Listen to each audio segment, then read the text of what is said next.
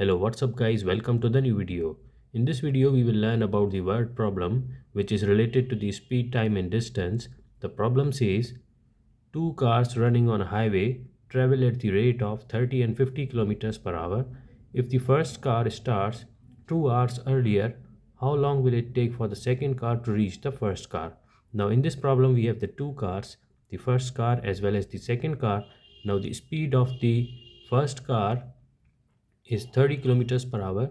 The distance is not given as well as the time is not given. Now we know that the speed is equal to distance over time. So we can say that time equal to distance over speed. We know that the speed of the two cars is 30 kilometers per hour and 50 kilometers per hour. So we will take the LCM. The answer will be 150. So 150 will be the distance. How it will be the distance I will tell you later on. So 150 divided by 30, the time required for the first car, that will be 5 hours. Now, so for the second car, the speed equal to 50 kilometers per hour. Here also the distance is not given as well as the time is also not given. So the speed will be distance over time. So we can say that time equal to distance over speed.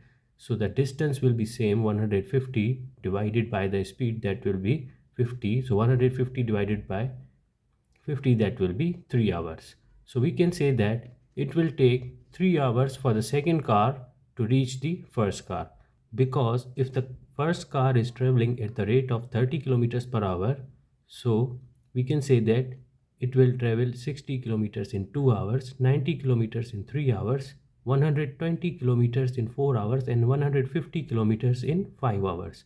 So in the same way, the second car will travel 100 kilometers in 2 hours and 150 kilometers in 3 hours. So at 150 kilometers distance, the two cars will meet. So the distance will be 150 kilometers. I hope you understand. Thank you for watching this video.